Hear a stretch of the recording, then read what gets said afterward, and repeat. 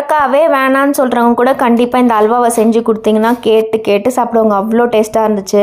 First outer கோட்டெல்லாம் remove பண்ணிவிட்டு இந்த பச்சையாக இருக்கிறது மட்டும் துருவி வச்சுக்கோங்க. சுரக்காவை 1 டீஸ்பூன் நெய் ஆட் பண்ணிவிட்டு முந்திரி பருப்பை ஃப்ரை பண்ணி எடுத்துக்கோங்க. அதே பேனில் 1 டீஸ்பூன் கீ ஆட் பண்ணிவிட்டு 1 கப்பு சுரக்காவை நல்லா ஹை ஃப்ளேமில் வச்சு தண்ணியெல்லாம் இழுத்துனதுக்கப்புறம் 1 கப்பு நல்லா காய்ச்சி ஆற வச்ச பாலை ஆட் பண்ணிவிட்டு ஒரு லிட்டு போட்டு 10 நிமிஷம் நல்லா மூடி வச்சுருங்க. பாருங்கள், பாலெல்லாம் சுண்டிச்சு. அதுக்கப்புறம் அது கூட 1/2 கப்பு சர்க்கரை போட்டுட்டு அகைன் ஒரு லிட்டு போட்டு மூடி வச்சுருங்க.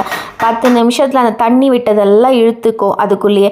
அதுக்கப்புறம் இழுத்துனதுக்கப்புறம் 1 டீஸ்பூன் மில்க் பவுடர், 1/4 டீஸ்பூன் ஏலக்காய் பவுடர் போட்டு நல்லா ஃப்ரை பண்ணிக்கோங்க. கூட 1லேருந்து 2 டீஸ்பூன் கீ ஆட் பண்ணிக்கோங்க.